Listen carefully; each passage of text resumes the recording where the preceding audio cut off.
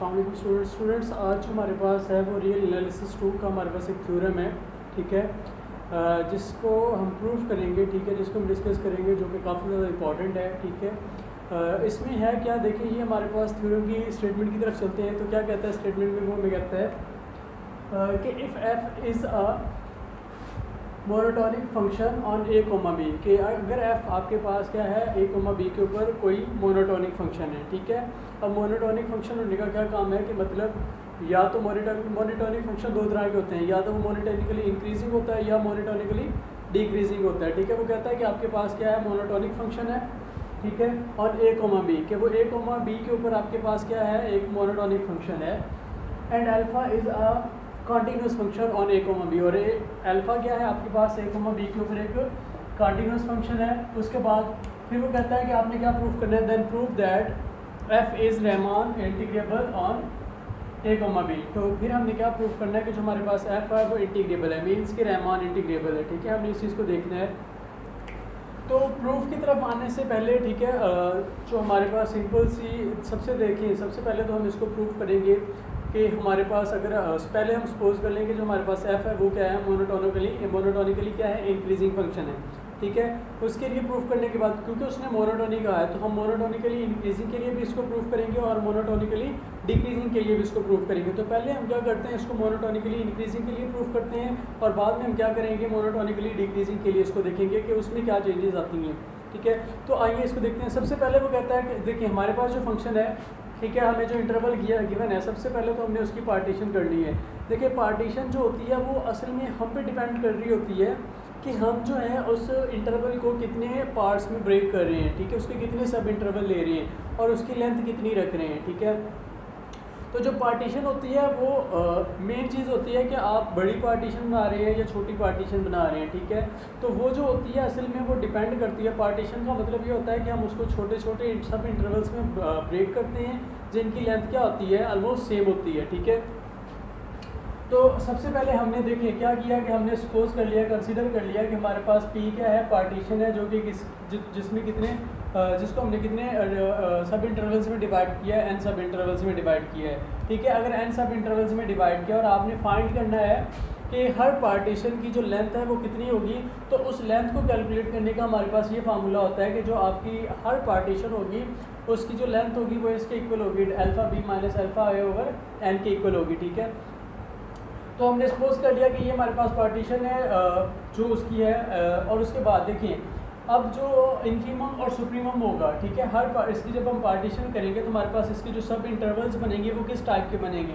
इस पार्टीशन के जो सब इंटरवल्स बनेंगे हमारे पास वो इस तरह के कुछ बनते हैं, जो इंटरवल्स बनेंगे वो इस तरह के बनेंगे। देखिए हमारे पास पहले क्या है, x नॉट x1 है, तो सब पहला जो हमारे पास सब इंटरवल बनेगा वो क्या बनेगा, x नॉट कॉमा x1। फिर क्या होगा दूसरा, x1 कॉमा x2, और इसी तरह से चलते जाएंगे। ये हमारे पास एंड वाला जो इंटरवल बनेगा वो क्या होगा, xn माइनस 1 कॉमा xn, ठीक है। इन सब इंटरवल्स का यूनियन लेंगे तो हमारे पास a कोमा b बनेगा, ये वाला a कोमा b बन जाएगा, ठीक है। और ये xn किसके इक्वल होगा, b के इक्वल है हमने कहा था, और x नॉट किसके इक्वल है, a के इक्वल है। अब ये जो n, ये सब इंटरवल्स कितने होंगे, ये सब इंटरवल्स हमारे पास कितने आएंगे, n आएंगे, ठीक है। और हर सब इंटरवल की लेंथ किसके इक्वल होगी, x1 माइनस x नॉट के इक्वल होगी, ठीक है। तो अब हमने सपोज कर लिया कि हमारे पास पार्टीशन है, हमने इसके सब इंटरवल्स कर लिए। अब देखें कि हमें क्या फाइंड करना है, क्योंकि हमें हर सब इंटरवल के लिए सुप्रीमम और इन्फीमम फाइंड करने हैं, ठीक है। तो मैं क्या करता हूँ, मैं सपोज कर लेता हूँ कि एम आई मेरे पास क्या है, एम आई मेरे पास क्या है, एम आई मेरे पास है जो इन्फीमम है, स्मॉल एम आई जो है वो इन्फीमम है एफ ऑफ एक्स का, जब एक्स हमारा क्या कर रहा है इस इंटरवल में, कि इस इंटरवल के लिए हमारे पास जो इन्फीमम होगा एक्स, इस इंटरवल को पहले हम इस इंटरवल का m1 होगा, इस इंटरवल का m2 होगा, इस तरह से सो ऑन जितने भी इंटरवल्स हैं हम सब का सेपरेट से क्या करते हैं, इन्फीमम फाइंड करते हैं कि उसमें जो f ऑफ x है उसकी इन्फीमम वैल्यू क्या है, ठीक है। और इसी तरह से हम मैक्सिमम वैल्यू को फाइंड करती हैं, हर सब इंटरवल के लिए हम क्या करेंगे, उसकी मैक्सिमम वैल्यू को भी फाइंड कर लेंगे, जो कि हमारे पास क्या है, कैपिटल एम आई है, ठीक है।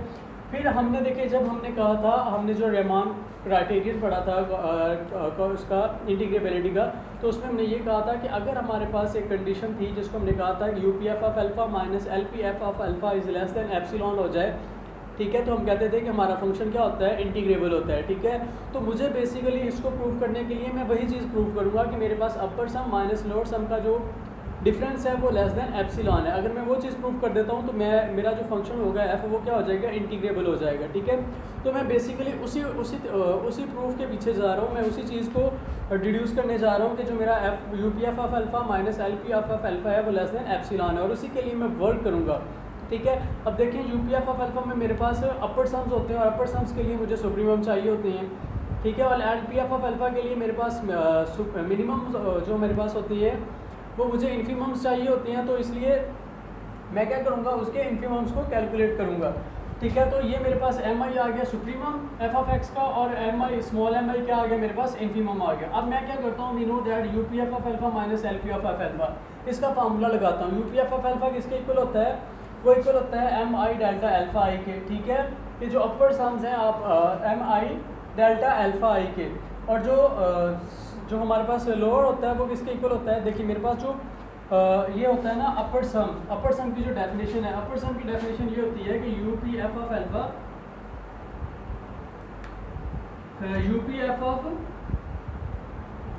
जो होता है वो इक्वल होता है summation M I delta alpha I के इक्वल होता है। आई हमारे पास 1 से n के इक्वल है, तो ये चीज़ होती है, ठीक है। तो यहाँ पे अपर अल्फ़ा की जगह पे मैं इसकी ये वाली वैल्यू पुट कर रहा हूँ, और लोअर सम की जगह पे यहाँ पे हमारे पास क्या आ जाता होता है, अगर आपके पास यहाँ पे लोअर सम है L P F of alpha आ जाएगा, तो यहाँ पे आपका स्मॉल एम आई आ जाता है, ठीक है। तो स्मॉल एम आई आ जाता है। अब मैंने यहाँ पे इनकी क्या कर दी है, वैल्यूज़ पुट कर दी हैं, और ये समेशन क्योंकि दोनों में सेम होगा तो मैंने इसलिए इसको क्या रखा हुआ है, कॉमन लिखा हुआ है। अब डेल्टा अल्फ़ा आई भी दोनों में सेम आ रहा है, तो इसको मैंने भी क्या कर लिया, कॉमन ले लिया। डेल्टा अल्फ़ा आई भी मेरे पास क्या आ गया, कॉमन आ गया। उसके बाद हमारा जो फंक्शन था उसने कहा कि मोनोटोनिक है, ठीक है। तो पहले मैं क्या सपोज कर लेता हूँ, मैं सपोज कर लेता हूँ कि जो मेरा फंक्शन है वो क्या है, मोनोटोनिकली इंक्रीजिंग फंक्शन है, ठीक है। मैं सपोज कर लेता हूँ कि मेरा function F is monotonic function, we assume that F is monotonically increasing function के पहले मैंने सपोज कर लिया कि मेरा जो एफ है वो क्या है, मोनोटोनिकली इंक्रीजिंग फंक्शन है। अगर मोनोटोनिकली इंक्रीजिंग है तो मोनोटोनिकली इंक्रीजिंग फंक्शन में क्या होता है कि हर जो अगला नंबर होता है वो पिछले से क्या होता है, बड़ा होता है, ठीक है। कि अगर आपके पास एक सीक्वेंस जा रहा है तो फंक्शन हमारा मोनोटोनिकली इंक्रीजिंग होगा कि अगर उसकी अगली वैल्यू पिछली वैल्यू से क्या होगी, बड़ी होगी। हर अगली वैल्यू अगर पिछली वैल्यू से बड़ी है तो हमारा जो फंक्शन होता है वो मोनोटोनिकली क्या होता है, इंक्रीजिंग होता है। अब हमारा फंक्शन क्या है, मोनोटोनिकली इंक्रीजिंग है। देखिए अगर मेरे पास फंक्शन है मोनोटोनिकली इंक्रीजिंग, बात को समझिएगा कि अगर मेरे पास फंक्शन क्या है, मोनोटोनिकली इंक्रीजिंग है, मैं इस इंटरवल के अंदर देखना चाहता हूँ मेरी बड़ी वैल्यू कौन सी होगी। देखिए बड़ी वैल्यू कौन सी होगी, जो सबसे एंड पे होगी वो बड़ी होगी, क्योंकि हर ये पहली वैल्यू है, ये दूसरी वाली वैल्यू है सब, फॉर एग्जांपल, ठीक है। तो मोनोटोनिकली इंक्रीजिंग फंक्शन में क्या होगा कि जब आप पहला नंबर पुट करोगे तो छोटी वैल्यू आएगी, जब आप दूसरा नंबर पुट करोगे तो बड़ी वैल्यू आएगी, जब मैं आखिर वाला नंबर पुट करूँगा तो सबसे बड़ी वैल्यू आएगी उसके ऊपर, उस इंटरवल के ऊपर। तो मेरा जो एम आई होगा फिर वो किसके इक्वल आ जाएगा, एफ ऑफ एक्स आई के इक्वल आ जाएगा। और जो मिनिमम वैल्यू होगी वो पहले वाला नंबर होगा, क्योंकि पहले वाले नंबर पे सबसे छोटी वैल्यू आएगी, उसके बाद तो बड़ी आती जाएगी ना, मोनोटोनिकली इंक्रीज होने का मतलब तो ये हुआ। तो फिर स्मॉल एम आई मेरे पास क्या आ गया, एफ एक्स आई माइनस 1 के इक्वल आ गया, ठीक है। मुझे यहाँ से पता चल गया कि जो मेरा कैपिटल एम आई है वो किसके इक्वल है, एफ एक्स आई के इक्वल है, और जो मेरा स्मॉल एम आई है वो किसके इक्वल आ गया, एफ एक्स आई माइनस 1 के इक्वल आ गया। सिंस अल्फा इज कॉन्टीन्यूस, हमारा अल्फा भी क्या है, कॉन्टीन्यूस है, तो हमारे पास जो पार्टीशन है, हमने कहा कि हमारे पास जो पार्टीशन में ये डेल्टा अल्फा आई होता है, असल में ये हम अपनी मर्ज़ी का चूज़ कर रहे होते हैं कि हम अपने सब इंटरवल्स की लेंथ कितनी चूज़ कर रहे हैं, लेंथ कितनी रखना चाह रहे हैं, ठीक है। तो हम सपोज कर लेते हैं, हम कहता है कि for a positive integer n, हमारे पास अगर हम पॉजिटिव इंटीजर n लेते हैं तो हमारे पास पार्टीशन है और उसकी लेंथ क्या होगी, delta alpha is equal to alpha B minus alpha A over n के इक्वल होगी, ठीक है। ये डेल्टा अल्फा आई की वैल्यू होगी। देखिए ये किस तरह से होता है, मैं आपको एक एग्जांपल बताता हूँ इसकी, कि मैं क्या देता हूँ, ये मेरे पास कोई इंटरवल है 0,10 में कह देता हूँ, ठीक है। मैं इसकी पार्टीशन करने जा रहा हूँ। अब ये मेरे पे डिपेंड कर रहा है कि मैं इसकी कितनी लेंथ की कितने सब इंटरवल्स बनाना चाह रहा हूँ। अगर तो मैं इसके 5 सब इंटरवल्स बनाना चाह रहा हूँ इस पार्टीशन के मैं 5 साइड इस जो मेरे पास ये जो मेरे पास इंटरवल है, अगर इसकी मैं पार्टीशन करना चाहता हूँ और मैं चाहता हूँ कि इस पार्टीशन से जो इसके सब इंटरवल्स बने वो 5 बने, तो मैं क्या करूँगा 10 माइनस जो मेरे हर इंटरवल की लेंथ होगी वो उसको मैं डेल्टा अल्फा आई का नाम दूंगा, वो इक्वल आएगी 10 minus 0/5 that is equal to 2।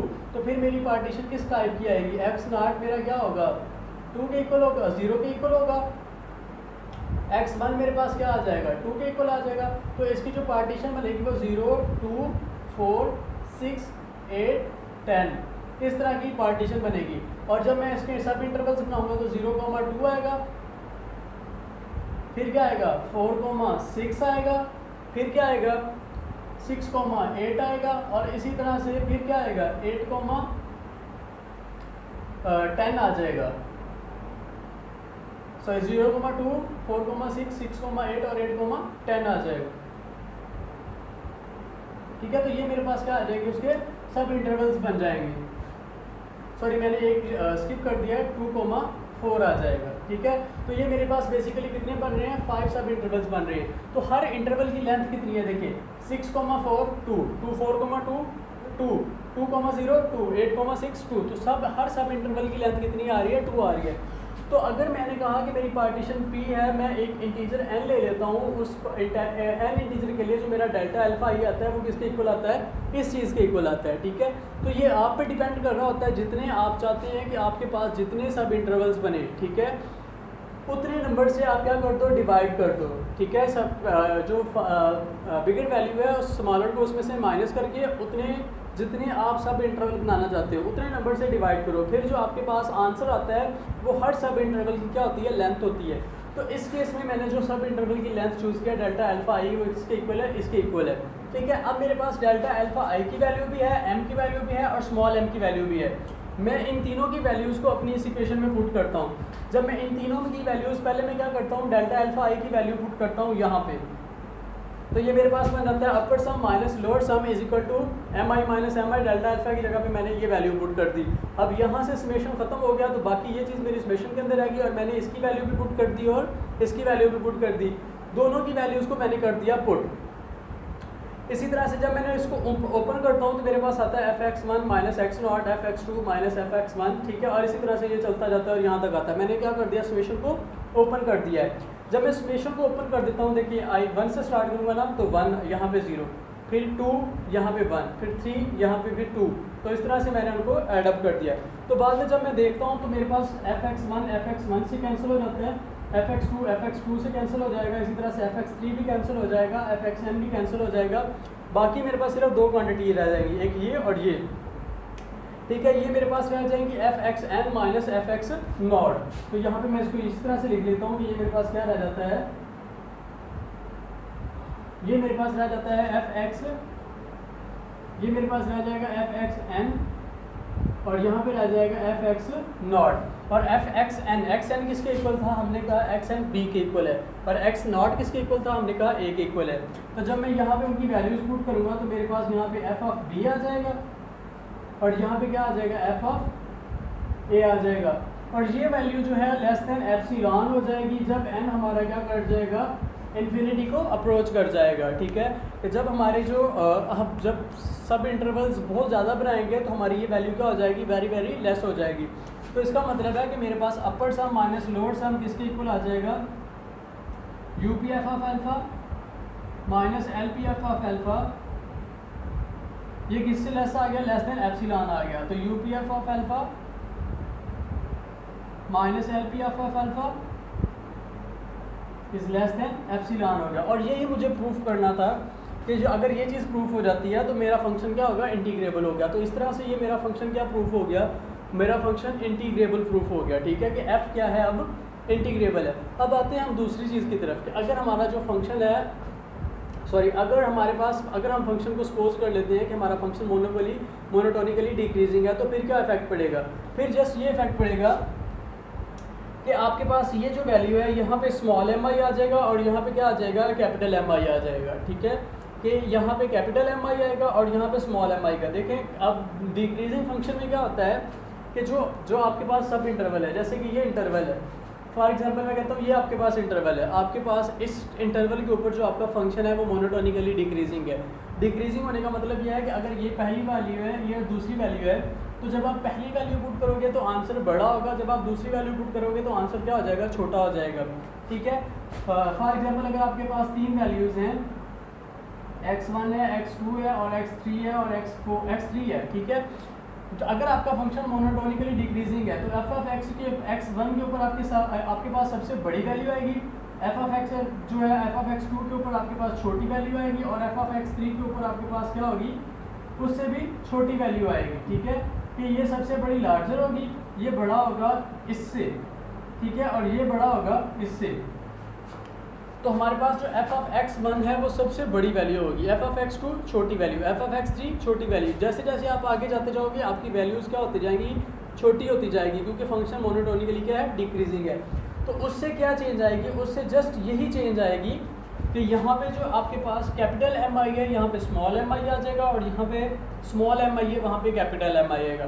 बाद में सिंप्लीफाई करने के बाद दोबारा से यही चीज़ ही आएगी और हम इसको कट करेंगे तो हमारे पास दोबारा से फंक्शन हमारा क्या हो जाएगा, इंटीग्रेबल हो जाएगा। ठीक है, तो बहुत ज़्यादा आसान है, अगर आप इसको एक मरतबा समझ लेते हैं, ठीक है, तो ये कोई ख़ास बहुत ज़्यादा मुश्किल नहीं है। इंशाल्लाह फिर हम अपने एक नए थ्योरम के साथ अगले लेक्चर में मिलेंगे। तब तक के लिए अल्लाह हाफिज़।